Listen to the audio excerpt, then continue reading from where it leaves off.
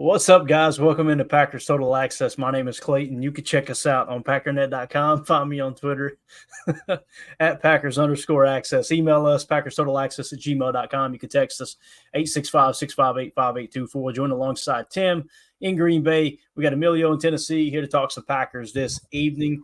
And we've got some breaking news, obviously, it came down the pike just a few minutes ago. We'll hit on the Green Bay Packers have a brand new kicker. But first things first, let's give a quick shout out to the good folks over at Ticket King, the official ticket provider of Packer Fan Total Access Live. Wisconsin-based since '92, specializing in Packers tickets. They are Wisconsin's largest ticket source with offices next to Lambeau and in Milwaukee. Just click on the link in the video description that'll send you to theticketking.com where you can register for free as a customer and go ahead and start shopping for your Packers tickets. Again, that is Ticket King, the official ticket provider of Packer Fan Total Access Live.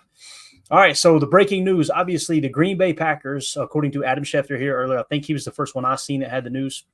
The Packers are signing former Jaguars veteran kicker Brandon McManus to a one-year deal per source. McManus is expected to be kicking for them Sunday versus the Texans.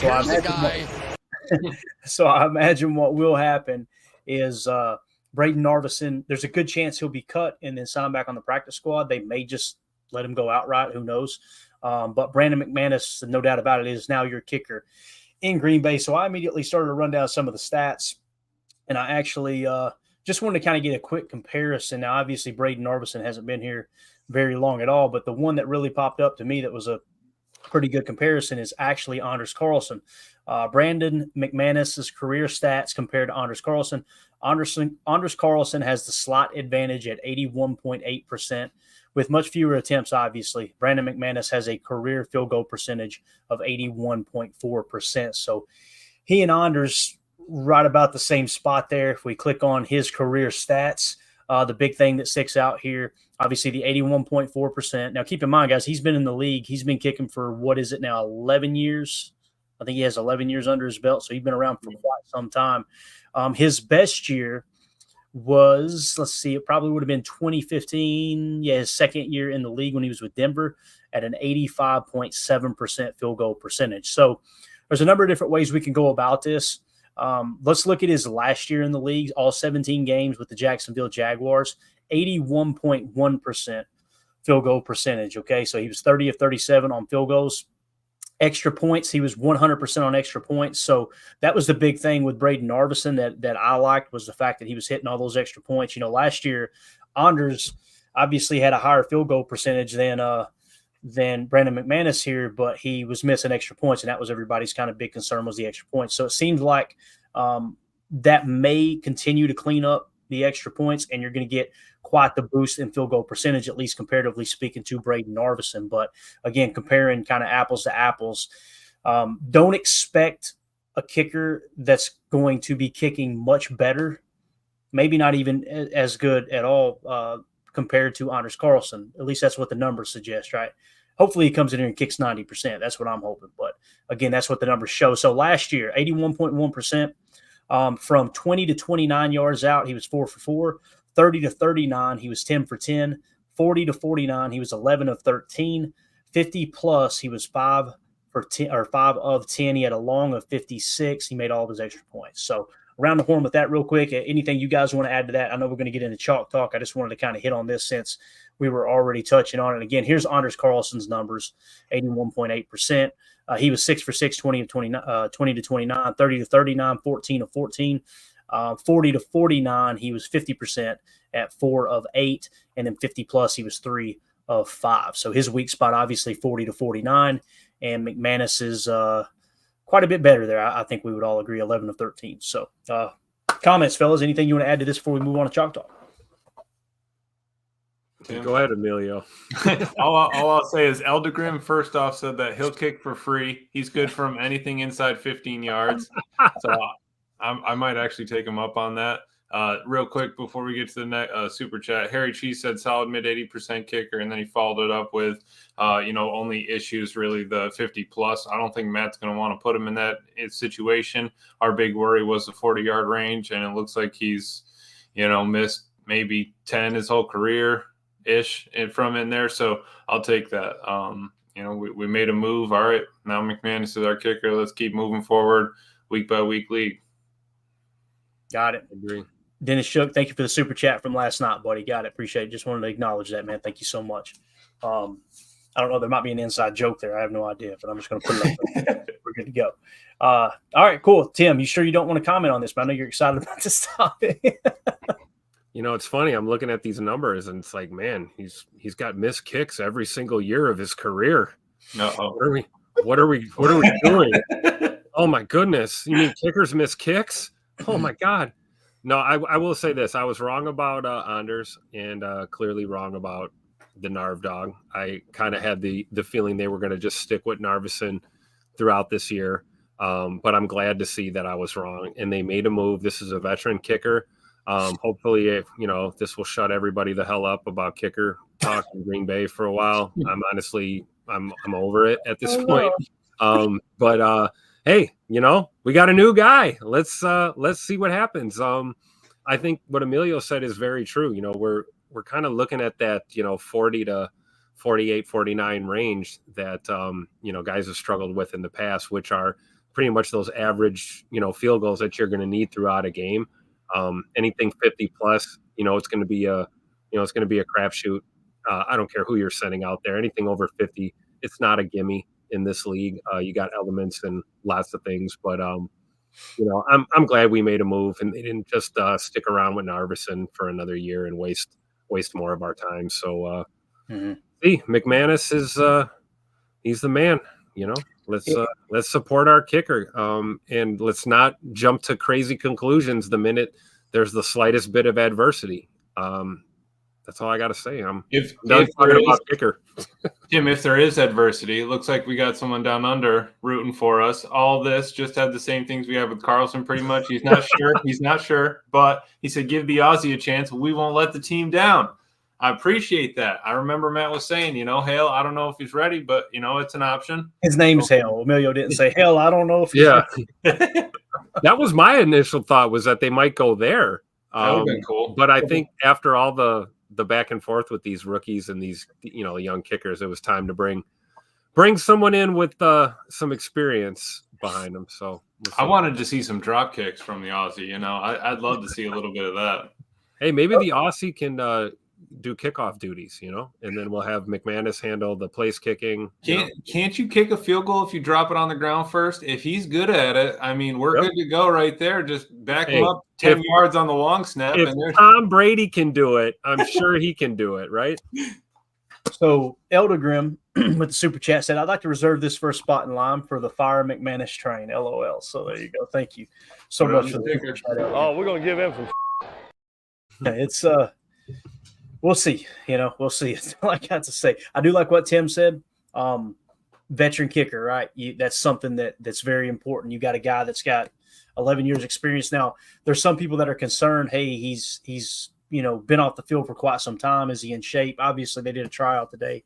I can't imagine he came in there out of shape and couldn't kick, and Goody said, all right, yeah, let's sign him, right? So It sounds like he's probably good to go. And my big thing, Jake Shavink said it earlier. I actually had it marked here. Let me throw it back up. Jake said, just go for it. Forget kicking. There's been a couple of times in the past I've been on that train like, you know what, why don't we just go for it, right? Especially the extra points, because instead of risking, right, missing that extra point, you're getting the ball at the 2 and going for a 2-point conversion. Like, if your kicker's that bad, and I'm usually the very, very, very conservative fan, but like I said, that's definitely crossed my mind too, Jake. You may be joking, but I'm being serious. There've been a couple times like, why don't we just start going for these? What are we doing? So anyway, there you go. Omer, appreciate it, buddy. Putting all the stats in the chat for everybody. You are the man. All right. Y'all ready to do this? Chalk talk? Let's have some fun. We're good? Yeah. Let's relive this dub. I love it. And it was a fun one, boys. It was a fun one. Can you guys see that okay? We good? Mm-hmm. All right. So let's start things off first. Green Bay wins 34-13, obviously. Turnover differential, Green Bay won 3-1. Middle 8, Arizona won 10-0. Explosives, Green Bay had 8. Arizona only had 2.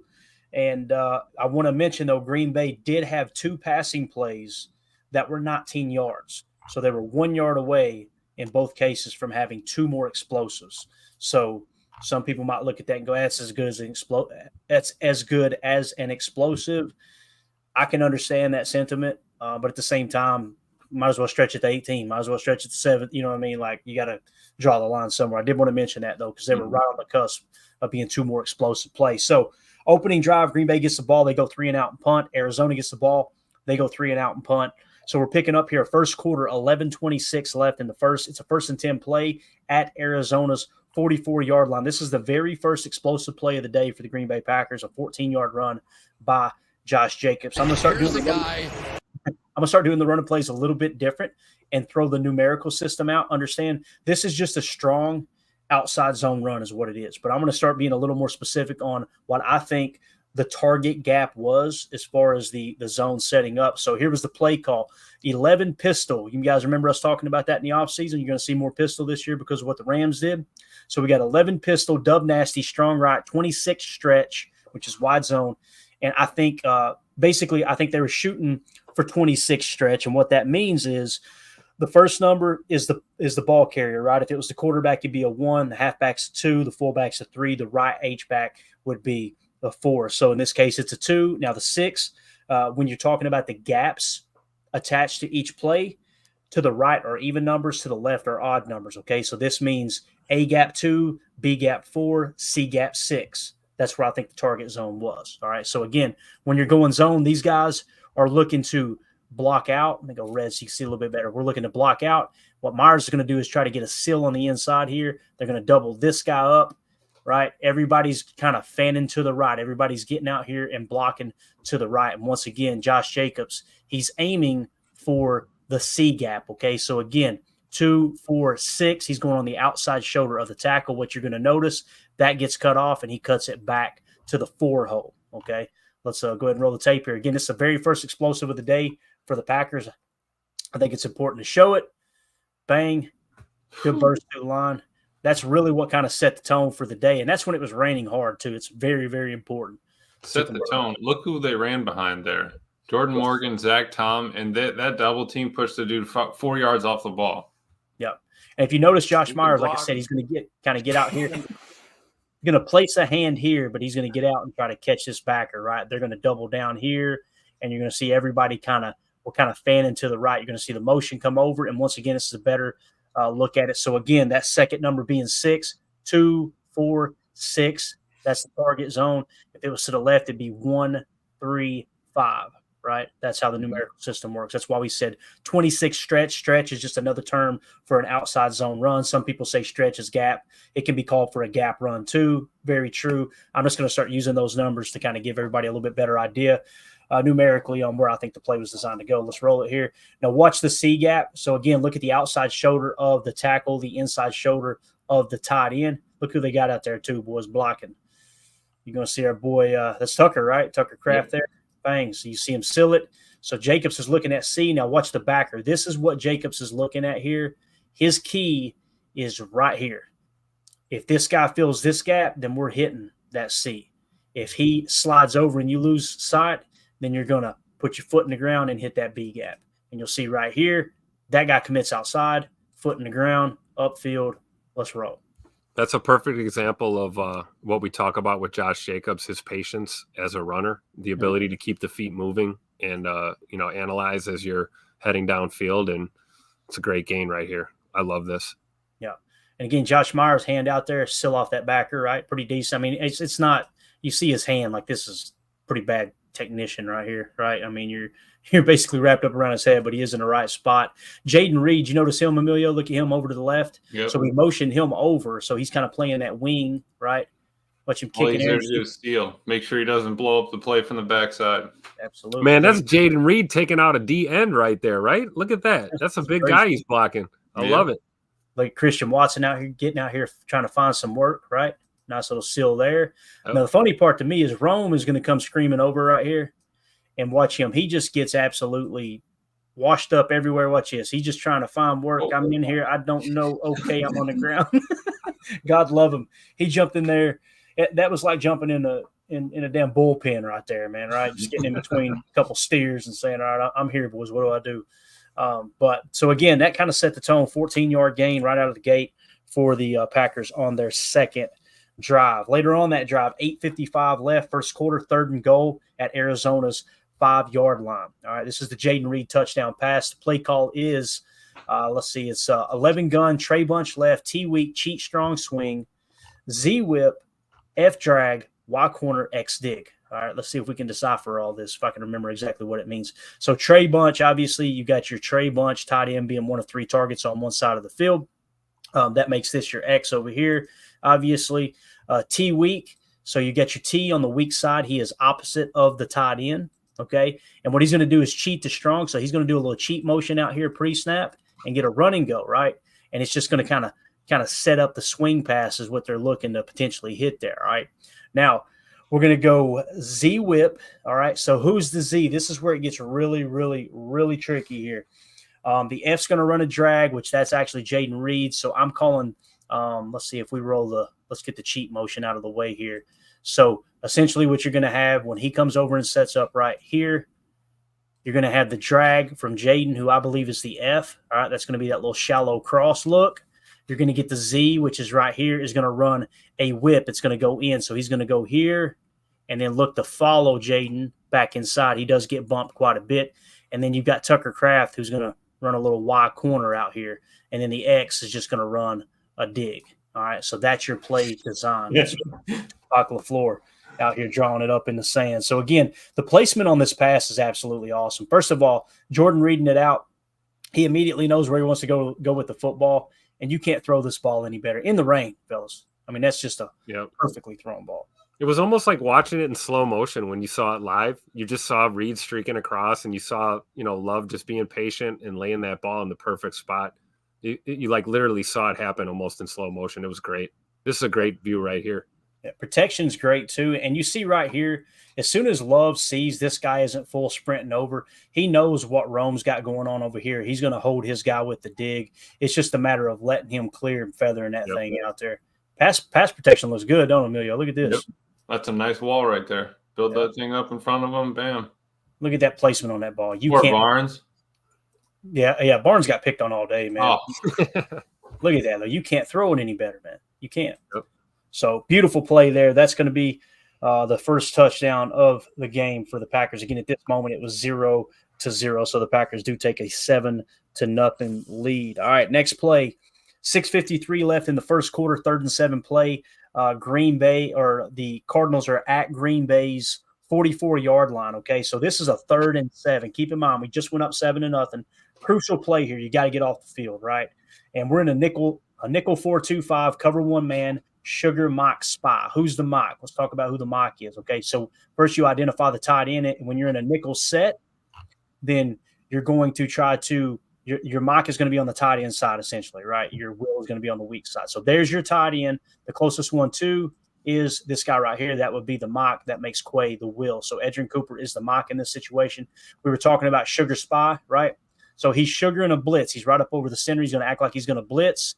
And what he's going to do is just drift back, and he's going to kind of sit in a spy right there. He's just going to kind of sit underneath and make sure this little rascal right here doesn't get out and try to run on us, all right?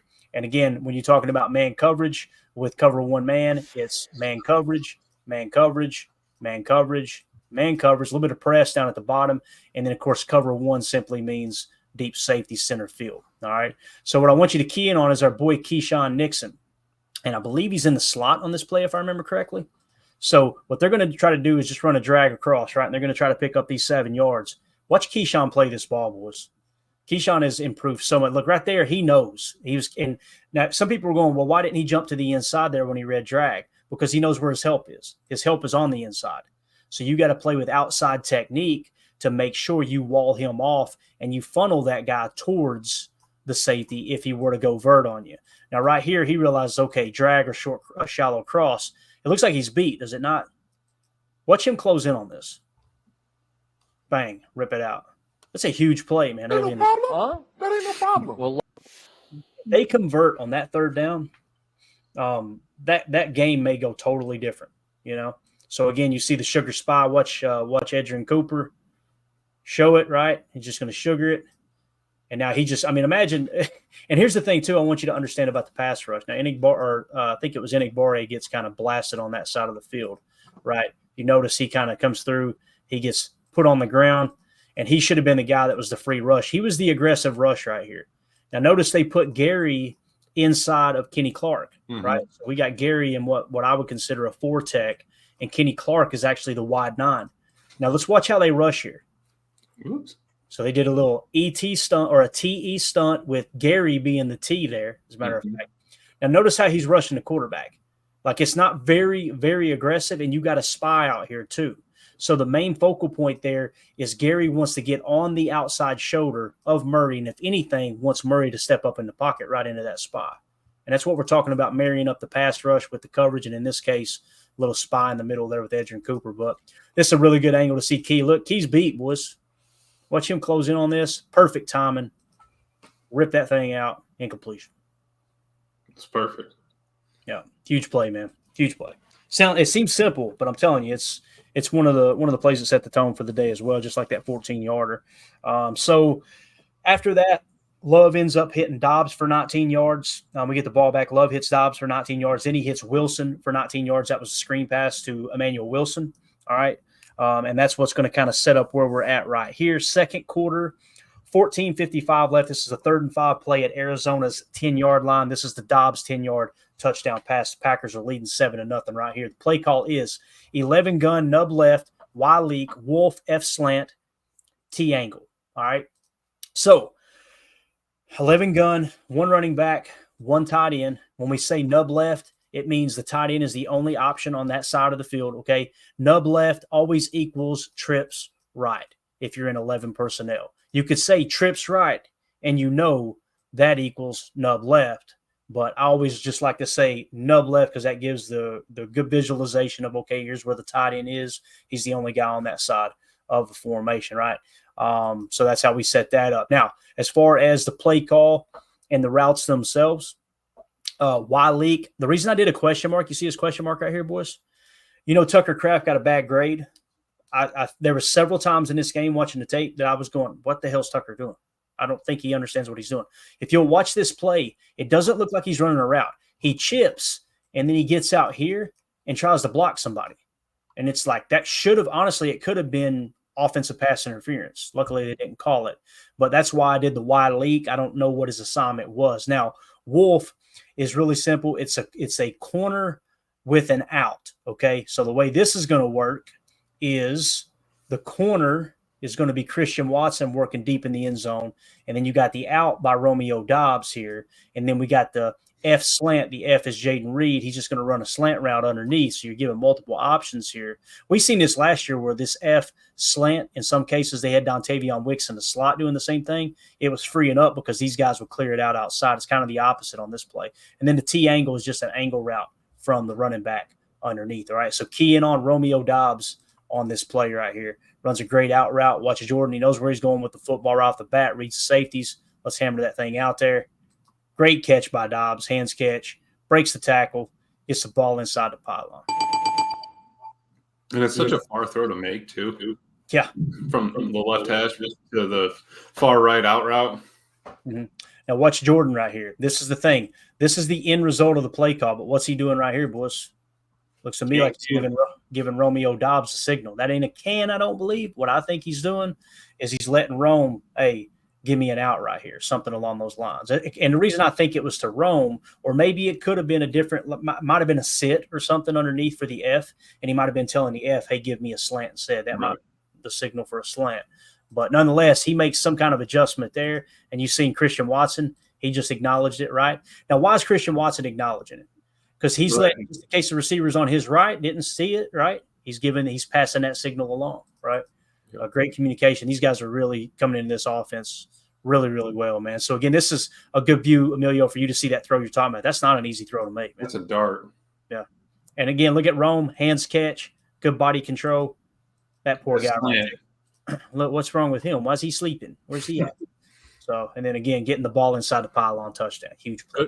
Good example of Scoot stretching the defense there too. You know, drawing that help, drawing a backer and the safety, freeing up Dobbs for one-on-one. I love it. Yeah, let's get a better look of it here. Let's now see what the defense is doing, and you guys keep an eye on those super chats for me. If you got one, throw it up on the screen, okay? And we'll read them as we go. So let's watch Christian Watson this time. All right. So you see him stretch, bang, taking it. It almost looks matchy. Boy, look at this guy. That's not good technique, is it, Emilio? Look at this dude. He's sitting on a stool? He breakdancing? What's he doing? He's going right, and Christian's going left. I mean, he did kind of a little bit of contact there, but you're right. It does really clear things out there for Christian Watson. Now, this is what I was talking about, what I noticed on tape when I felt like their game plan was geared around taking away Jaden Reed. And it's one of the reasons why you had Watson deep, you had Rome on that deep Hail Mary, whatever you want to call it, just the chuck and duck play. And then, of course, like we said, the Christian Watson post. To me, it seemed like their game plan was everybody keep eyes on number 11. Obviously this is man coverage here. You got to follow him out and do your thing. But you're going to notice, look at the attention that Jaden Reed gets underneath. Inside, and look where this guy's head snaps to. Yep. I'm telling you, their game plan was do not let Jaden Reed burn you underneath. And that's okay. We got 87 back, touchdown. So Yeah. So double us up underneath. All right, that's fine. I'll take one-on-one in the back end. And not every quarterback in the league has the arm strength to hammer that throw out there, right? As a defense, I'm probably calling the same type of play. Let's make him make that throw as opposed to that slant underneath in single coverage, right? So it's just a matter of our guys are better than yours on this play. Hey, you hit it on the head with Rome with the body control. I mean, that's first and goal from the one if he doesn't keep his feet under him and stay in control right there. I love it. Yeah, no doubt about it. All right, Dennis Shook with the super chat said Jordan Love is the only quarterback who got paid this last season. That isn't an absolute dumpster fire. Green Bay 3 for 3 on quarterback since 1992, first-class organization. It's a good point. Dak, you guys know I think Dak's a good quarterback. Boy, he didn't look like the other night. Yeah. Poor Mike McCarthy about to be looking for a job. He'll be back in Green Bay. He still got his house in Green Bay, so maybe the Packers should hire him as a quality control or consultant or something. I'd be totally cool with that. I think if they go out and beat San Fran after their bye, I think he'll probably stay the rest of the year. No, so they make a statement maybe. So they got to bye this week, and then they got to bye this week. Then they play San Fran week 8. Yeah, week 8. Nice, that's good nugget there for sure. So Dennis, thank you for the super chat, pal. We appreciate you. All right, back to the film here. Next play. Let's see, we got that Dobbs 10-yarder. Up next, this is second quarter, 13:36 left. It's another 3rd and 5 play. Why am I showing these third down plays? These ended drives. The Keyshawn Nixon pass breakup was absolutely huge. This is a 3rd and 5 at their own 35, the Cardinals, and this is the Rashawn Gary pressure. Now, the defense I really, really like. What we're noticing this year, guys, last year we showed a lot of zone match. Cover 3 zone match, cover 4 zone match, mostly cover 3 zone match. This year, the thing that keeps popping up under Halfley is Tampa 2. Now, I love the way that they designed this one, too. This is big nickel, all right? So with big nickel, what does that mean? You got 5 defensive backs and 3 of which are safeties, all right? So you've got, I'm pretty sure this is our boy Evan Williams. There's Javon Bullard, and you've got Xavier McKinney. So all 3 safeties are on the field here. Now, the call is big nickel, 4-2-5 sugar spur, right? The sugar in the spur, and I'll show you what that means here in a minute. Double barrel. I'll explain that. Tampa 2, mock fire. Again, big nickel, 4-2-5 sugar spur, double barrel, Tampa 2, mock fire. Here's what all that means. Let's start with the sugar spur. There's sugar in this safety in the box when, in all honesty, what the plan is he's covering deep half, and Xavier McKinney has deep half. So this is a cover 2 defense. Now, when we talk double barrel, let me show you what we mean there. Notice how both the backers are up. We're showing a double barrel blitz here. All right, basically a double A-gap mug. But when we say double barrel, that's just a pre-snap alignment. So they're showing double barrel, and what they're actually going to do is run Tampa 2, and it's going to be mock fire. Who's the mock? Let's identify it real quick. There's your tight end. So that's the strong side of the formation. The nickel linebacker closest to that is going to be your mock. Quay is your mock right here. So mock fire means the mock is blitzing. So you got these guys rushing, right? Rushing. And now what you've got with this Tampa 2, you see Evan belling out now. Deep half, okay? These guys are playing underneath. There should be 4 defenders playing underneath, which is going to be, right here. Actually, it might just be, it's just 3 underneath because we're doing Tampa. And what we mean by Tampa is you're going to see Edgerrin Cooper as soon as the ball snapped. He's going to drop back and lock eyes on the number 3. this number 3 receiver, again, you label them from left to right or from right to left from the outside, lowest number first. 1, 2, 3. That's your number 3. His assignment is if the 3 goes vert, it now becomes match. So essentially it's Tampa 2 match here, meaning that 3 goes vert, he's going down the seam and it becomes a cover 3 defense. That makes sense? So let's watch Edgerrin Cooper lead us athleticism. Watch. He immediately snaps that head over. Where's my 3? Right? Got him, picked him up. Watch him take him right down. Beautiful coverage. Where are they going with the football? Because here's the key. This guy's about to come open right here, but there's no time. Why is there no time?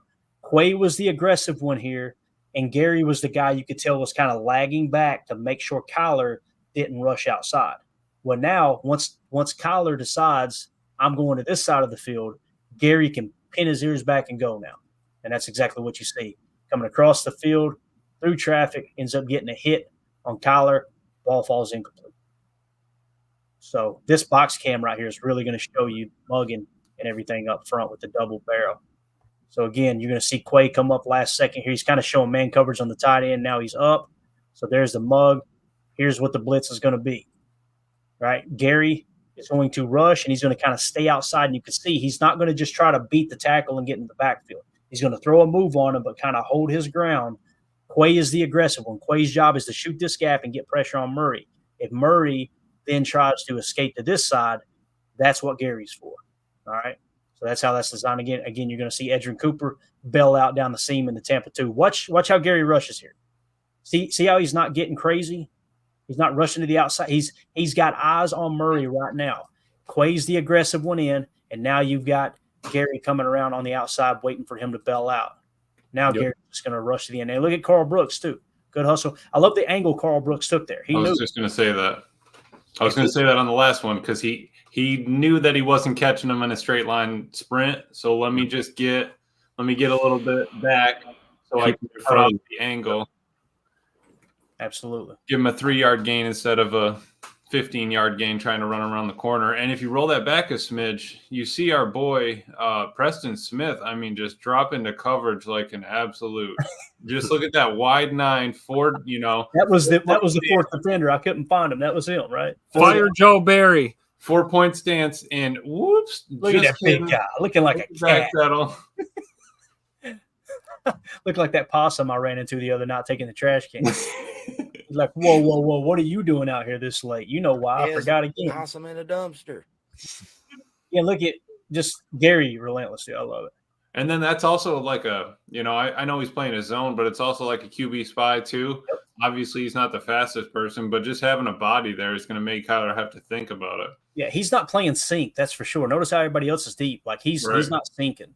He's kind of sitting in that mid zone waiting for Kyler to come out on this side. So when you look at it, Quay applying pressure, Gary coming around the outside in case Kyler tried to run right. You've got eyes on him here with Preston Smith, keeping eyes on the quarterback as well. Notice Carl Brooks. Carl Brooks isn't just trying to go. You see him? This is why PFF is given a bad pass rush grade, and it's why the pressures are down. You're not going to convince me Carl Brooks right here. Carl Brooks is trying to win this and get to the quarterback. Watch him how he rushes. Look. See him holding? Yep. That's by design. Keep him in the well. Keep him in the well. And why not force them to block with 6 when you started mugging? You came up, you started mugging, you had 5, 6, 7 on the line. Back out of it, only 4 come, and you still force them to hold the running back in there and block. Then you get an extra guy in coverage. Yep, absolutely. So, again, Kyler gets out, and it was going to be a throwaway. He might have been able to make that throwback play, but look at him chucking duck. Poor guy. Poor little bastard. He got licked, didn't he? So, there you go. So, there was one of Gary's pressures on the day. It came on a crucial 3rd down, obviously a 3rd down and 5 that ended up forcing a punt. All right, next play, 12:36 left in the second quarter, 2nd and 5 from their own 15. This is the Ben Sims 28-yard pass. The Packers are leading 14-0 at this spot. All right, here's the play call. 12 gun, dub nasty, T left, Y cheat right, stick nod, U will, Z pivot. I think it was supposed to be an out. Yeah, he was pivoting out. I put hour. And then Y go T swing. All right, so again, 12 gun, dub nasty. What does that mean? You're in the gun. Everybody is nasty splits. They're inside the numbers, okay? And then when you got dubs, it's 2 by 2 set here, All right, that's your dub set. And again, T left because it's a balanced set. We're going to, there's no real strong side of the formation. If it came all the way down to it, you would say the T side was strong because that's where the majority of your target or your options are. But that's how that sets up. Now, Y cheat right wide. Okay, this is what they're going to do with Tucker Kraft. You're kind of seeing him start to fill that Luke Musgrave role now. He's going to cheat out wide here, and then basically what he's going to do is run a go. So it's almost acting like a makeshift wheel route. Exactly. So there's your Y cheat. And if you go back to the left side, you got a stick nod with Romeo. This is kind of comical watching this, to be honest with you. With a stick nod, it's real simple. You're just going to kind of get up here, make a turn like you're going to almost run a curl, and then you're looking to get back upfield, right? Some people might throw an outside shoulder or an inside shoulder, then get vert. It's essentially a double move to go deep. You're going to notice Romeo Doubs has to step over a defender to get out of his break, which is hilarious. And then, of course, you've got the U tied in as Ben Sims. He's just going to work up the sideline on the wheel route. Z pivot, your Z is right here, and he's going to pivot out. So with the pivot route out, he's going to look to go in and then pivot out. So you're clearing out with the Y right here, and you're pivoting underneath. The T is just going to give you a swing route. So as that wheel route walks everything out, your check down is the swing underneath to the running back. That makes sense? Yes. All right, here we go. You're going to see the Y cheat. Bang. First time through, watch Romeo fight through this. It's hilarious to me, man. Watch him. He goes, all right, a stick nod. I can give you a little wait. Will you get the hell out of the way, please? He didn't have a chance. Now, let's roll it back and watch again this kind of clear out here from Ben Sims up the sideline. And again, notice the swing is kind of following it as well in case they bite on it. Jordan right here reading the defense. He's seeing this safety flat-footed, and he knows where he wants to go with the football. There's no way that safety's going to get over here to the wheel. I think that's what he's looking at right here. He's kind of scanning left to right or from right to left, and he's going to go straight to the wheel. This is in the rain, got a hand in his face, so he did underthrow it. But Ben Sims, man, what a great catch. And again, our fastest tight end, right? With like a 4.58 40. Well, somebody was saying, yeah. I remember Jacob being so excited about us signing him because of that speed. You know what I really liked about his route, though, was he turned his head back after he started running. It was almost like a flat route that he turned into a wheel. So he turned his head back, showed his numbers to Jordan. That really bit the corner linebacker, whoever was carrying him. And then he was able to turn upfield while the dude was kind of sitting flat-footed looking for the flat. Yeah, definitely. Again, there's that throw. And again, this is why it was kind of short-handed. Jordan can't drive this ball. He's got a guy pushing back in his face. There's that hand. So he's got to kind of toss it over the top, right? A little lob. And it did come in a little short. Now, that flag was on them, obviously. Ben Sims fired up here, Tim. Look at my man right here, bro. Good to go. Could you imagine if he hit him in stride, though, and he just took it to the house? Like, we didn't know how fast he was until he just blew down 20 miles an hour. Yeah, absolutely. Tim, anything you want to add to that? You want me to roll it back for anything, bro? No, it looks good. Good. Ben Sims is Tuck Norris Jr. I love it. I'm going to ask again. Am I the only one that feels like he's more equipped right now than Luke Musgrave to play the tight end? You are not alone, brother. It just seems like I think they got one, man. I really do. Like last week, you're going Clayton this one play. Last week, you remember when he helped a double team, got to the second level and pancaked the linebacker on that run. Like he can block. You know what I'm saying, Emilio? He can block. Ben saying that.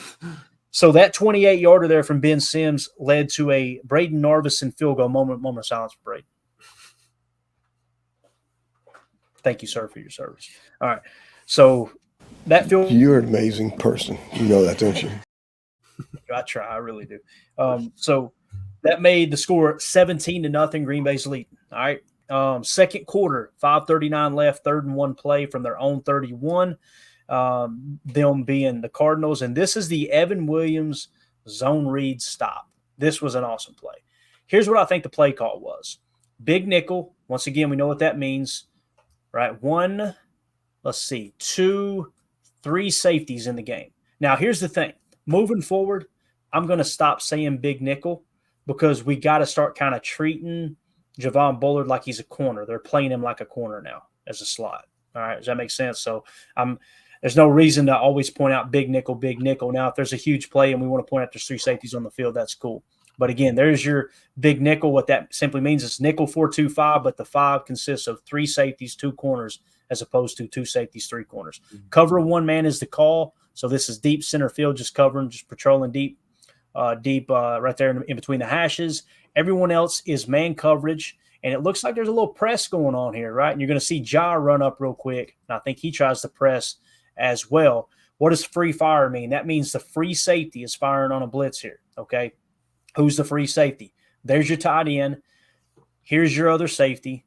So your 2 safeties, the one that's strong, that's closest to the tight end will be considered the strong safety. So free fire stands for free safety blitz.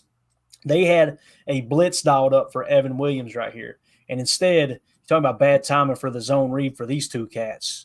Well, they are crap out of luck on this play. Watch Evan Williams get in here. You see Ja come up, try to play a little bump, and we know Ja is not comfortable doing that.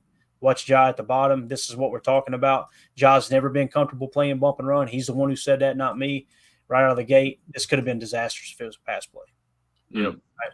Now, luckily for them, they think they're going to run a zone read, and look at this, boy.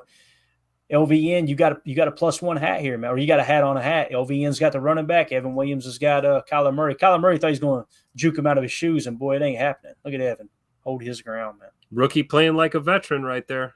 Not fooled at all. And then you got a veteran playing like a rookie, right? Like, I mean, if you're Kyler Murray, don't you see Williams creep up over here, you got a can out of that play, right? You got to know. And what's crazy is when he gets tackled, you'll see him look to the sidelines all pissed off, and it's like, bub, we can't hit pause. This ain't Madden. We can't pause the game for you. You know what I mean? Like, you got double XP weekend. Sorry.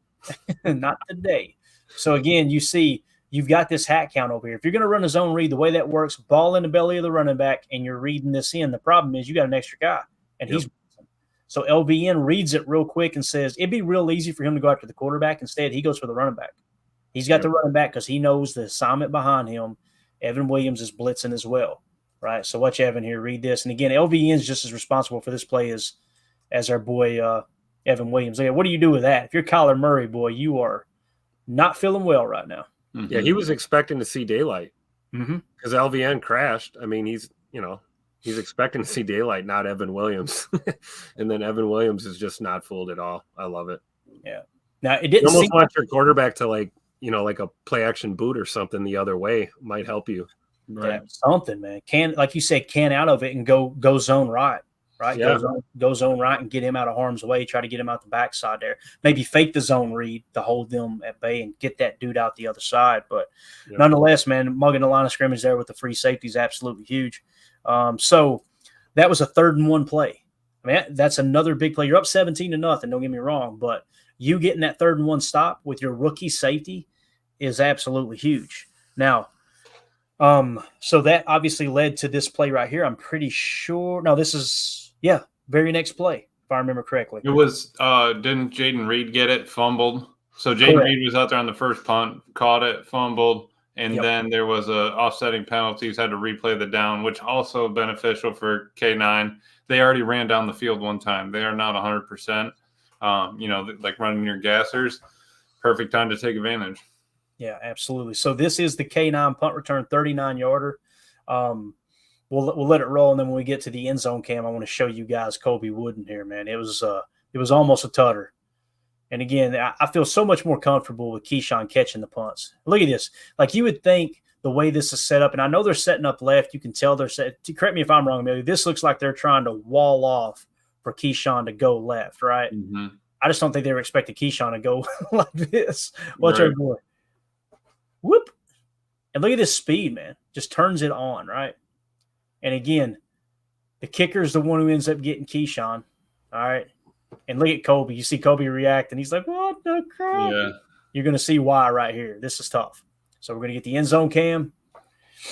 And again, Kobe Wooden, if I remember correctly, is right here. All right. So what he's going to do, he's going to engage. Now he's going to get back and try to help block, right? He's going to get back here and try to block.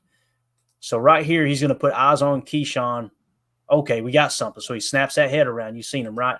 So he's going after the, yeah, I saw him right there by the block in the back. That didn't get called, thank God.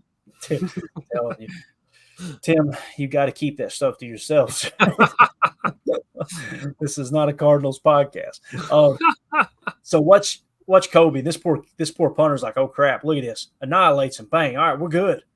If I showed you this clip or this screenshot here, this is a touchdown, right, boys? I mean, look at my man. Yeah. What's he going to do? He's in the fetal position.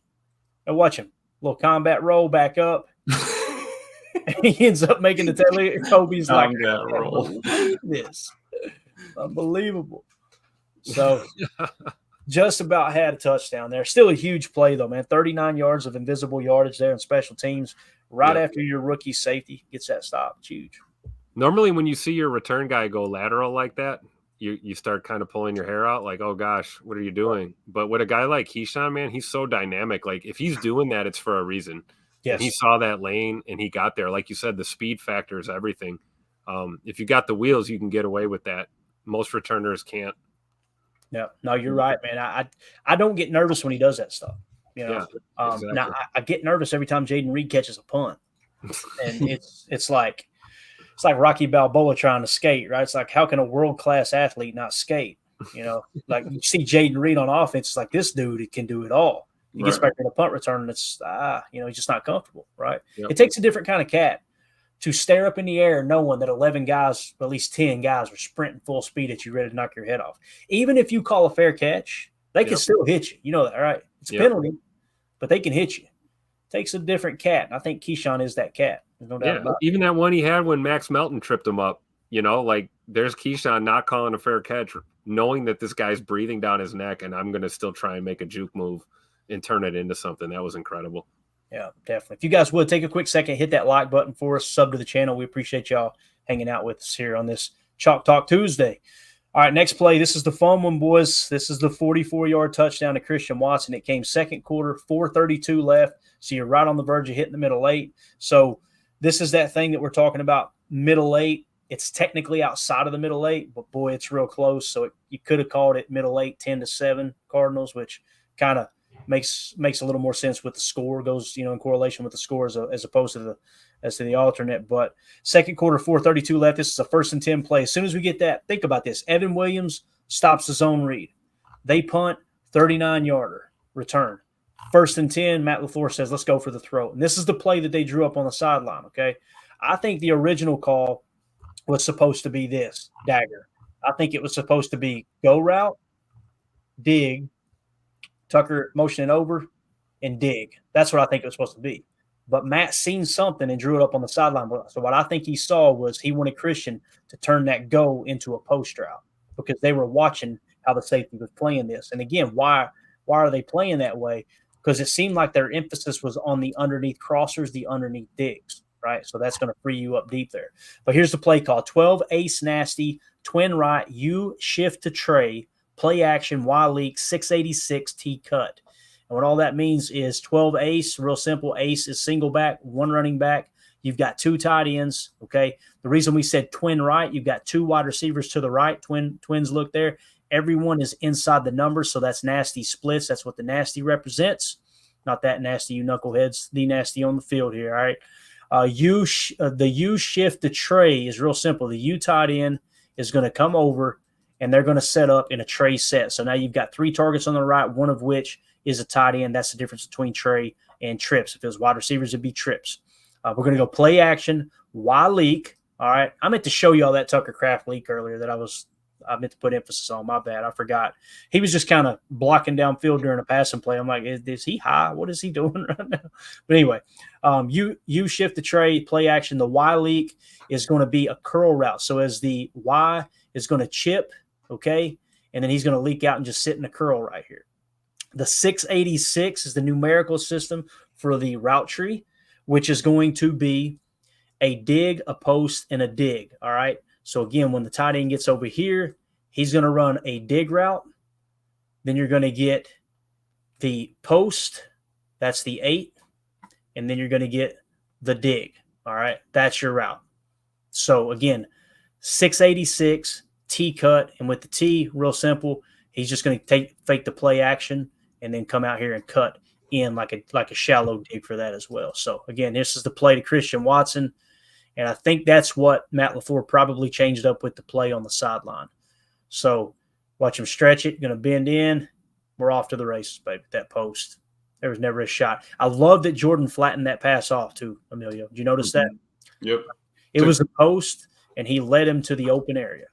Exactly. Took him away from danger. Why force it upfield further, which would give the DB a better angle to undercut it and go to pick that. So, beautiful. And I'm pretty sure that the stat I heard was the longest touchdown Christian Watson to Jordan Love ever had before was like 16 yards. So this is the longest touchdown between the two of their career. So that's a good number. Or not or throwing. I mean, like a 40-yard bomb versus his like drag route that he took 60 to in Philly. My man right here. This guy just lost his job. He's napping. Yeah. Watch him try to. Oh crap! A touchdown right in front of me. Get my camera. Where's my camera? Get my camera. There we go. There it is. I knew I'd get the leap. Yeah, exactly. We know that's not Evan Siegel, right? Oh, no doubt. Evan Siegel's on the money on every single one. Absolute GOAT, man. Read that super chat for me, boys. I can't see it on screen. We got Dennis Shook here. All 5 wide receivers are open, y'all. Matt LaFleur. Absolute dog. Let's see if we can pick up what he's talking about right here. Let's look at every option here on this route. Tucker. Yeah, he's right. Tucker's got all kinds of space out here. Roam underneath, enough depth away from this defender, so you're good there. Christian Watson is in the process of cooking up something real nice there with Budda Baker. And then, this is why you love Jordan Love, because he's thinking, throw that shot to Scoot all day. He can go anywhere with the football right here. He can. And Dennis, you're spot on, bro. Everybody is open. Every single player on the field is open. Those poor Arizona Cardinals. Again, man, just a beautiful throw by Love. Don't try to do too much. Lead them out of harm's way. Get them away from the defender. You're good to go. Like you said, Clayton, that ball placement was everything. Mm-hmm. A little bit of English on that throw. I love it. Just a little bit. Yep. Play action too. Watch the backers. They're froze right now. Yep. Like this guy's flat-footed, right? You see this guy peeking. You see Chris Barnes trying to cover Tuck Norris. Good luck with that. Yeah, exactly. And there's that placement we're talking about. Don't try to do too much. Just get it right out there. Let him flatten it off touch. Absolutely huge, man. 44-yard play, another explosive. This one went for 6 points, obviously. So now after that, the only negative I really found in this game, in my opinion, other than Bo Melton falling down, you can't really do anything about that. Obviously slipping in the rain, leads to an interception. This next drive, the Packers had 3 penalties that led to an Arizona touchdown. Jair, unsportsmanlike conduct or unnecessary roughness, whatever it was. He was jawing with Connor, and it was irking me. I'm like, bro, come on, let's finish this game out here. So he gets the penalty, then Keyshawn ended up getting a penalty, and then there's another penalty there as well. I would love to know what he said, because it had to be something ferocious. What's hilarious too, and I don't want to pile on him, but he was talking to James, and James Conner was running through him every time. I'm like, and I mean, Connor would smack him in the mouth, and Jair ended up on the ground, and then Jair would be jawing with him like, Jair, you just got your ass kicked. Like, what are you possibly saying to him? You know what I mean? That's why I love Ja, though. It doesn't matter, man. He never stops. That dude. He never stops. Yeah. So obviously, those 3 penalties led to an Arizona touchdown, and then the very next drive, Jordan Love throws the interception that led to a Arizona field goal, and all that happened right there at the end of the second quarter, if I remember correctly. So, or at least it was the end of the second. The beginning of us losing the middle 8. Exactly. Right. And again, that's why, the conversation always gets brought up when you play conservative going into halftime. People are like, what are we doing? We had a minute. We had 2 minutes. Why ain't we trying to score?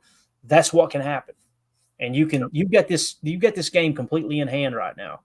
You just want to get to halftime. You don't want to give them any momentum. You give them a 10-point swing off 3 penalties and being too aggressive there right before halftime. And I'm sure the majority of people disagree with me on that. That's what I mean by I'm a very boring fan.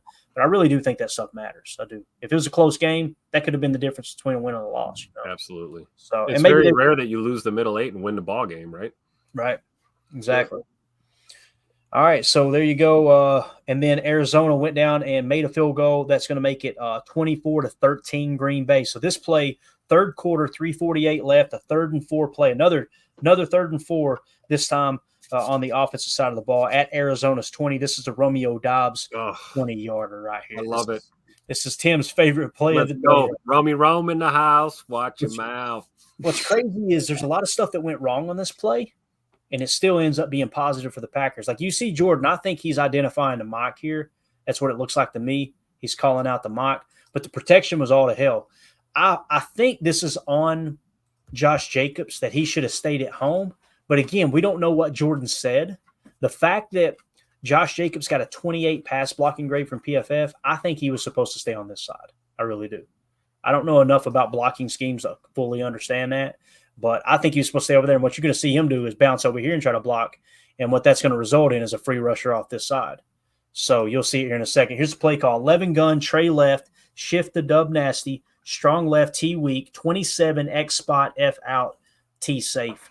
All right, and again, that T safe, I think, was pretty much blown there by Josh Jacobs. It's definitely not his strong point. So when you come out in the tray left, you see what that means right there. 3 targets, one of which is the tight end. And now you're going to see him shift over. Dobby's going to shift over. Now you're in a dub set, right? You're in a dubs, strong left, T weak. All right, again, that's the strong side of your formation. The T is on the opposite side. That's everything on this play because it took away the hat count for Arizona there on the left side. Yep. 27 is a slant in the corner using the route tree. So Scoot's just going to run a slant. And then it's cool to watch Tuck Norris is going to kind of ease out here. He's going to take his time, and then he's going to hammer that corner. I know you could tell that's by design that he was trying to lag on it. Really interesting how he ran that route. I can't imagine he just came up with that on his own. There had to be something that LaFleur's seen to make him want to kind of let everything clear out and then possibly throw the corner. Could have been a safe out for Jordan, too, to just chuck it into the stands if you needed it there. So, and then you got X spot, who's the X receiver on the line of scrimmage opposite the tight end. So that's Jaden Reed. Here's what's interesting about this, guys. If I'm reading this correctly, and that's just a spot play, which is going to be a slurl. It's like a slant curl combination. They call it spot. F out and up. Guess who the F is right here, boys? It's Romeo. Rome. When you put you don't see Romeo at the F. You see him at boundary X, right? Yep. You see him, he's predominantly the X receiver. Well, the X is always on the line of scrimmage opposite the tight end. So they motion this guy over. This is the F. Think back to if Romeo did make a comment to the coaching staff that he didn't like his role in they may be starting to include Romeo as the F. Because you guys know I've been very vocal that Romeo's very unselfish, constantly running go routes in the X position. I think that might be – I could be reading too much into it, but I think there might be a little something there. Yeah, and you might as well run with them eyeballing Reed so much. Take him, bring him inside, have 8 pairs of eyes on Reed and just work the outside numbers. Yeah. So what Romeo's going to run here as the F, and he's getting the ball, is an out and up. All right, so he's going to kind of show an out route and flip his hips and get back vert, okay? Now, the problem is you're going to see a free runner off this side, okay? I want you to key in on Josh Jacobs. He's going to drift over here to block, and he's going to run right away from the pressure. Watch this. As soon as the ball snap, he comes across, what are we doing? Yeah. That's not me no like that, Jan. You know what I'm saying? Do you think he just busted his assignment there? Like, was he leaking out? Yeah, like a loosey call, and he thought that the loosey call was for him and it was for the line, and meaning he's got to go right instead of left. Right, and here's the thing. This is what I want to point out. Jordan's identifying the mock right now. So, and you see Jacobs is looking like he's got to know. You got to know, yeah. Here's the thing. When you ID the mock and they bring one more than you can block, then that free runner's on the quarterback. The whole point of identifying the mock backer, and it could be a defensive lineman that you set the mock to, but you're saying that's the center of the pass rush, right? So everybody knows, okay, we're going to center up on him and everybody else fan the way you need to fan, and we're good.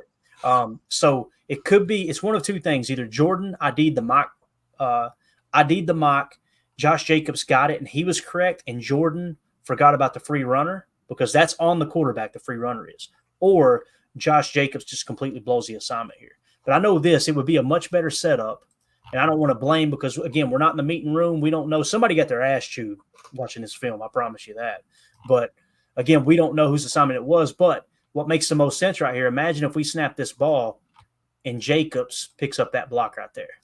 Now imagine everybody blitzing. Where's the free runner coming from? The left side, right? So to me, it seems like Jordan was prepared for the left side to come off free, but now he's got this guy in his face.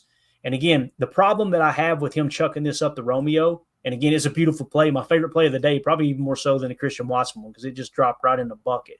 But this is butt naked right here, boys. To Christian Watson. The problem is you got a guy in your face. Like I would much rather him just throw a little lollipop right here, right? But watch Jordan. This is what we love about Jordan, man. It feels like Favre, I'm telling you. He's like, let's just go for this kill shot. Fade away. Right in the damn. Dude, you know how hard it is to throw a football off your right foot as a right-handed quarterback like that? You got to appreciate the level of skill it takes to even get that ball there to where he put it. Fading back 35 yards.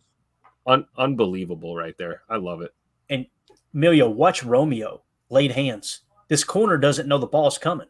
Yep. Right? Like, and it's just like, laid. why'd you break off your route? Is it over? Right. Yeah. See him just kind of whoop. All right. Boom. Love it, man. Yeah. I could just watch tape of Rome running routes all day. Like whether he's targeted or not, it's just watching him run routes is just, it's a thing of beauty. Really is. I think he's got the best hands on the team too, even better than Jaden Reed. Yep. But again, there's that free runner. But you see Christian right there, right? You could just kind of, and you wouldn't even had to scramble right. I mean, so just to Harry Cheese's point, I know he's going off, or he's bringing it up in the chat. He's thinking that Zach Tom stepped down and Jordan Morgan stepped down and they blocked the same guy. They did bring the blitz from the left side, so I see where Jacob saw that cat blitz coming on the left there around Tuck. Mm-hmm. So he's thinking, I got to go get that cat blitz. But it is right now Jordan Morgan and Zach Tom both have, three hands on that tackle there. And that's why I think when Jordan came to the line of scrimmage and he ID'd the mock, I think he was IDing this guy as the mock. Right. Yeah. Right. So if he IDs him as the mock, then what that basically means is, I see what he's saying. Block, block, block. Right. And they kind of double teamed that tackle and left that free edge. And again, we're starting to play a little later in the film here on this specific end zone cam. So it could have been that he was IDing this guy as the mock and he now shifted over. I can't remember. But that corner walks up later on. But he did kind of – I'm just happy Jacob saw that, right? I'm glad that he picked up on a blitz coming in, made that decision. But yeah, and if you're going to miss – you want to miss on the front side because the quarterback can see that, right? Yeah, right, exactly. Protect his blind side. All right, Jordan Love had eyes on that dude the whole time. Let me just backpedal another 10 yards. Yeah. Is that why Jacobs went left then, you think? Maybe to chip on the blind side?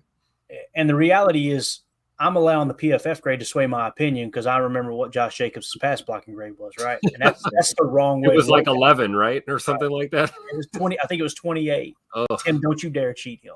That was 28. So that's coming to mind too. And listen, they may not know. They might know just as much as us, right? So that's not much. But so again, this is a cool shot right here. Jordan just cool under pressure too. Just all right, let's just get that out there on the sideline. Get it way out there, right?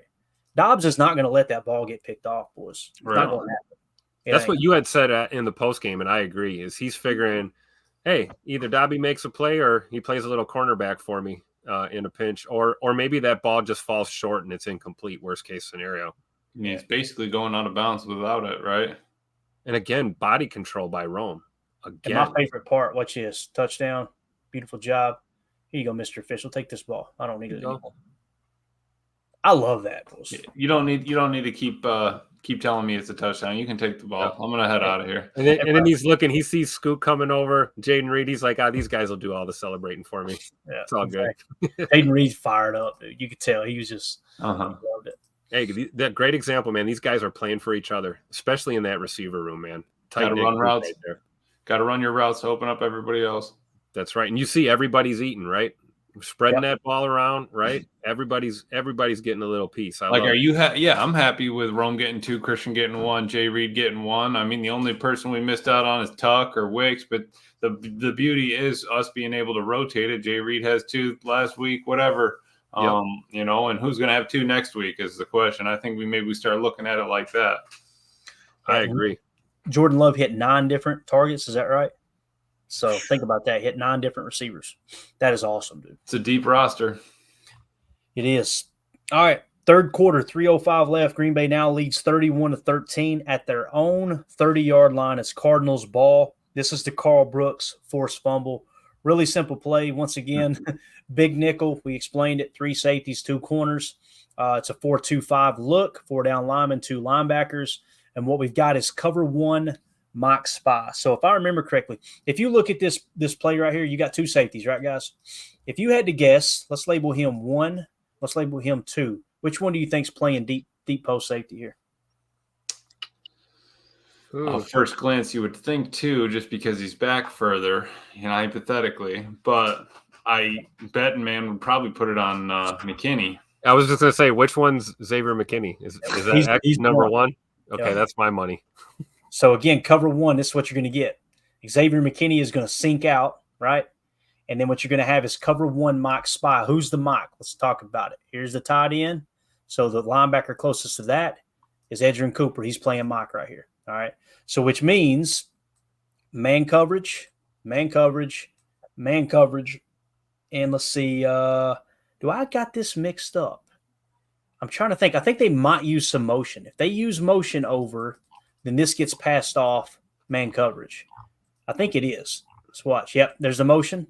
Okay, so it was actually the wide receiver. So then Key's now taking the tight end. Now that the wide receiver's left, Key's man up on the tight end, and the wide receiver goes to Evan. Yeah, and everybody's been chipping Green Bay, especially with Rashawn Gary on that left end. So the tight end's probably going to – if the tight end stays in chips, then guess what Key does? He goes and looks for work. Let's just drift back here in a shallow zone, make sure they don't burn us with a cross or something like that. So now the play becomes man coverage, all right? And here's what's crazy. This guy is man coverage from Evan Williams. And watch Evan Williams doesn't panic. Check this out. It's like, all right, here we go. He just passed it off. You've seen Ja got it. Hey, look, slide over. I got to pick up this receiver here. And look at him. He's just like a damn cheetah stalking its prey. Look at him. Yeah. I mean, that guy didn't even know he was covered yet before the snap. He was just kind of creeping. And watch him just cut through. Like, there's no hesitation. Let me go there. Excuse me, sir. Get my guy. Like, you didn't see that last year from Savage. You did not. No. You damn sure didn't see it from Jonathan Owens. You know what I mean? They were trying to coach that up, and then here's a guy just doing it. Here's a guy just doing it naturally, I love it. So now let's talk about the spy. See, some people would call this cover 1 hole, which means deep center, deep hole, or underneath hole route. Some people call it rat coverage. I call it cover 1 hole. But notice how close he stays to the line of scrimmage here. Like, he's spying is what he's doing. See what I'm saying? He's not sinking out in here and trying to get in this area. So right. It's actually a halfback screen. All right. So they're going to set up as a little slip screen here and watch everybody converge on it. And Carl Brooks, you'll see it from the box. Oh my God. You just see him. Watch Carl right here. Dude had a hell of a ball game. Watch him. Get off of me, boy. Where's the screen? Let me get down. Get that ball, Mr. Blake. Love to see it, man. So let's get it from the box cam here, man. This is just all Carl Brooks. Again, you see the spy in the middle. Now you see Evan coming up. All right, now what Quay's looking to do is give the illusion of man, but he's really got the running back, right? Yep. So now good job with the sugar, too, shuffling over. Absolutely. Kind of playing back. I love it. So watch Carl. Get off me, right? Right here, he reads it. Talking about play recognition. Look at him get back.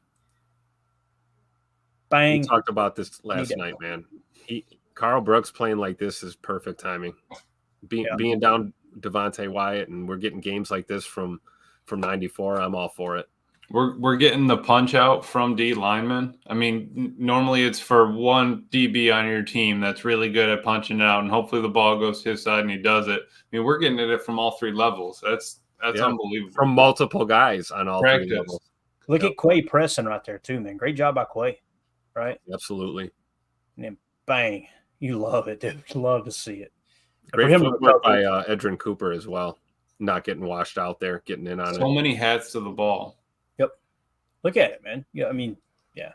It's a lot of backtracking, tracing. Carl Brooks is great at it, but the defense in general has been doing a really good job about retracing this season. Follow it out, chase it down. Yep. All right.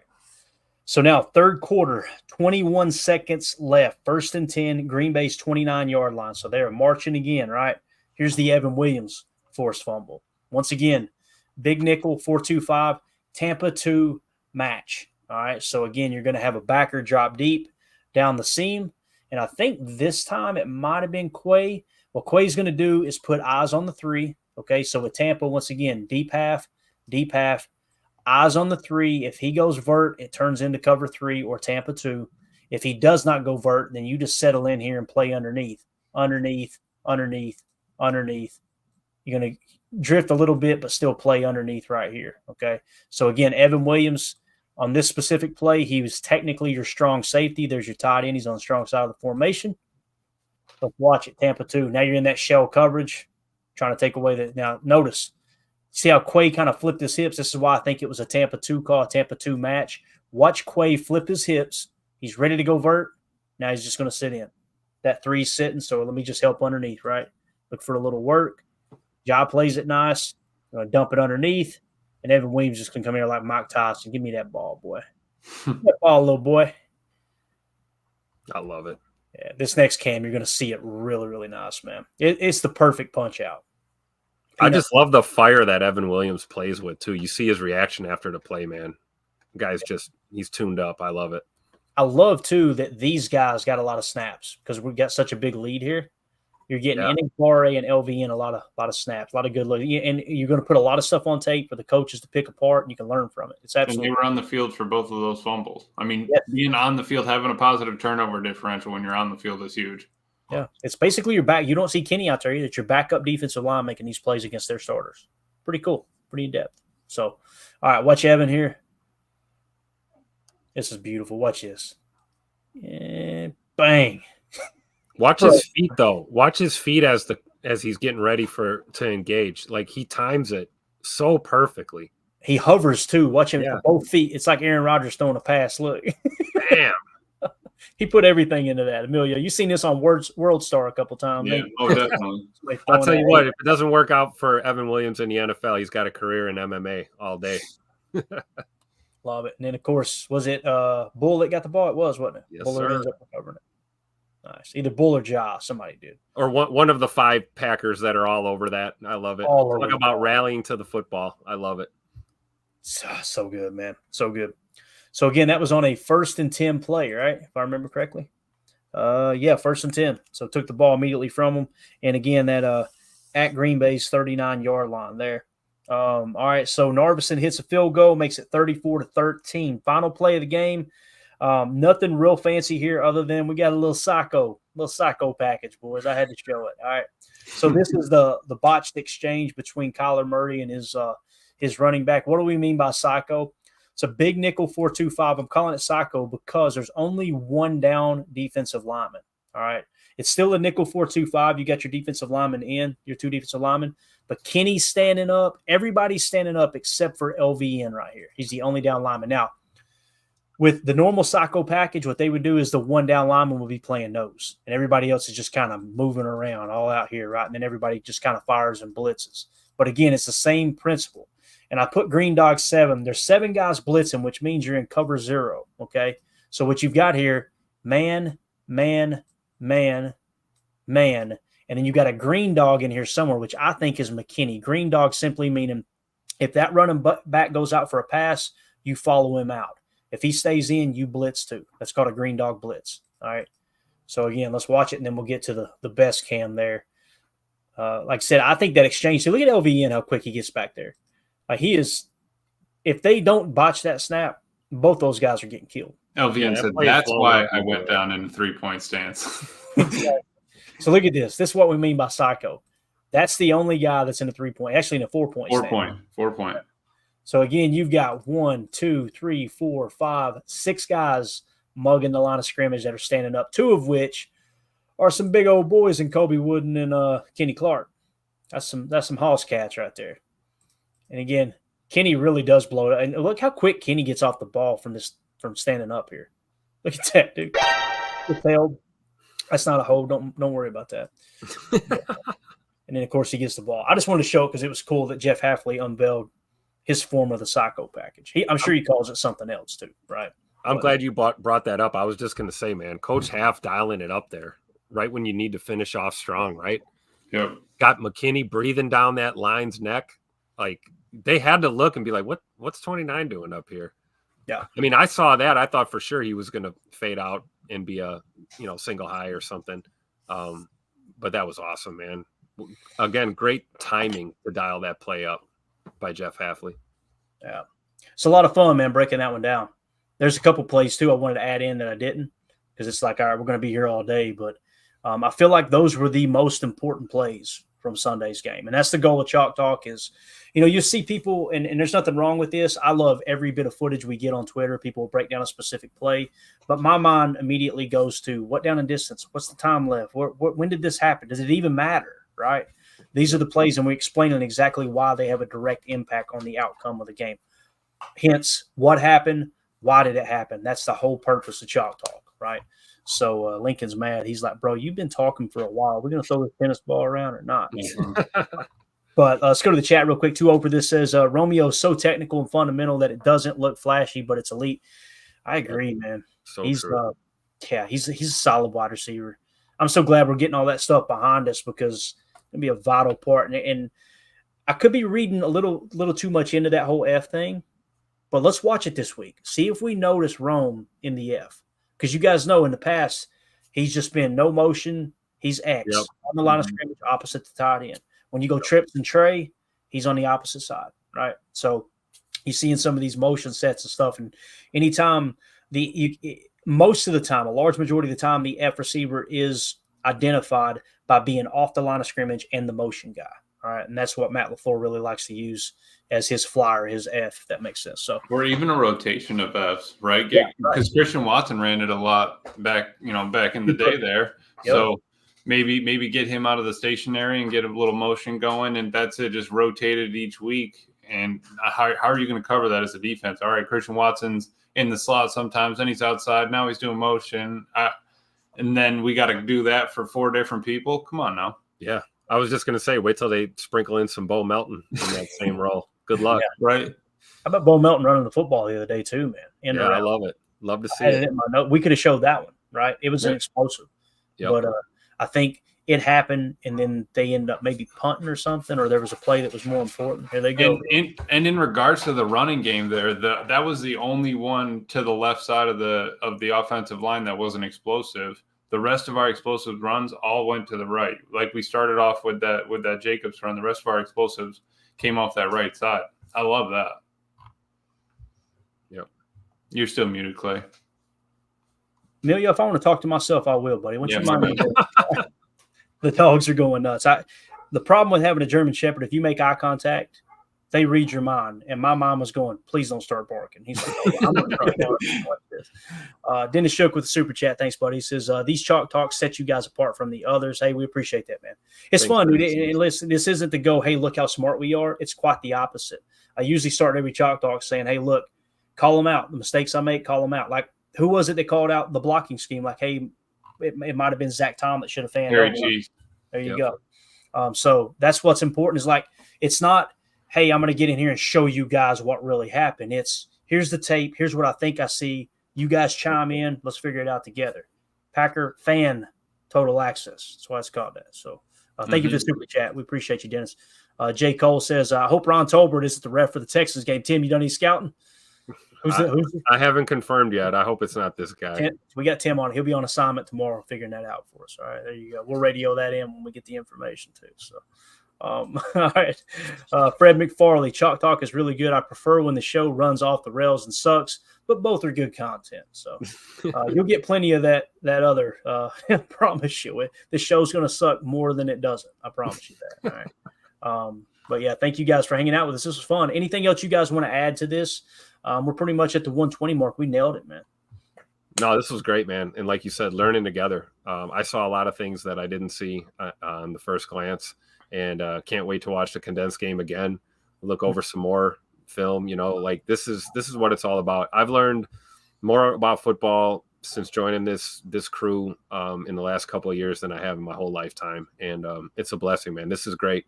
What you got going for us, Clayton? Really appreciate it. Mm-hmm. It's fun, man. I've been doing this since 2009, just kind of breaking stuff down. And back then, boy, I sucked. Let me tell you, I didn't have a clue. He was talking to Mandy. She's like, "Can you just go in the room and sit down and be quiet for 5 minutes?" I'm telling you, but when we started doing the pod, it's like, you know what? I would never forget. I can't remember the person's name, but I'll never forget the email I got. I got asked an X's and O's question, and I messaged Ryan Schlipp immediately. I went, oh boy, I've been waiting for this because I didn't want the pod to be something that, hey, I want to talk about this. What do the fans want to talk about? When that got brought up, I'm like, we're about to dive into some X's and O's because somebody asked. Let's go. I got so excited. So people on the podcast are going, yeah, Clayton, we can't see the play though. This sucks. Sorry. We're still going to do it once a week, but I apologize for it sucking. Milio, you got anything else, Bob? No, I don't think so. Honestly, I'm just happy with the performance that the team put out there, right? We got the Cardinals. It was a win that we needed to have just after the Rams. They showed up, that they were better than that team. They needed to show up and win. Obviously, we can't have turnovers every week, or that's not something that you can predict every week. But if you're chasing it, like I think this D is, that's huge, man. It's going to pay off in the long run, get us into advantageous looks. Absolutely. Yep. Joyce Martha with the super chat. Tell Jacob the Beard we miss him and his HMMs. Here's the guy. If you know, you know. Yeah, Jacob taking a little bit of time off, getting some stuff lined up, been working a lot like that. So he'll be back soon. And the show is a lot better with him on it. But I'm trying not to hound him too much. Every now and then I'll reach out and be like, hey, man, what you got going on? Sure. But the beard is near. He will be here soon. What I love about Jacob, he is a free spirit. And I've always said it on this pod. People go, where's Jacob? I'm like, Jacob is like an old dog. He will disappear for a month, and all of a sudden you come home with groceries, and he's sitting on the front porch like, what's up, Jacob? He has a possum in a dumpster. Love that dude, man. So, all right, that's it, guys. Appreciate everybody hanging out with us. Special shout out, Dennis Shook with the super chat, Elder Grimm with the super chat, Dennis Shook with another super chat, Dennis Shook again, and Joyce Martha. Appreciate y'all supporting the stream. I really do. And we will let Jacob know that everybody's asking about getting all kinds of emails and texts and everything. Everybody miss them. We do too. So he'll be back soon enough, I promise you. But that's it. We'll see you guys tomorrow night. PTA Live. We will have an injury report. We'll also break into some PFF rankings. We got some guys that are really setting themselves apart. And not just when you look at the Packers roster, but we're talking about NFL, wide. With PFF grades, guys that are just, I'll give you a little hint of something we're going to cover. Look who the top two safeties are in the league right now, boys. There's some guys. Evan Williams and Xavier McKinney are 1 and 2. We'll hit that. We'll hit some linebackers. We may or may not have a top 10 linebacker in the league right now, I'm just saying. So kind of cool. But definitely top 20, but we'll hit on Defense is as fast as your linebackers. Amen. Just saying. If they could all be as fast as Edrin Cooper, we'd be in business. Once again, moment of silence for Braden Narvis. Thank you for your service, sir. We may see you soon. We'll see. McManus might get ran out of here quicker than he did. We don't know. But we do have a new kicker, and I'm excited to see what he does this Sunday. Rooting for him for sure. All right, that's it. See y'all tomorrow. Help me out, Tim. For those of you listening on the pod, thank you for making us a part of your day. As always, let's go out and be the change we want to see in the world. Go pick you up a box of this yak and cheese right here. All right, and go Pack Go.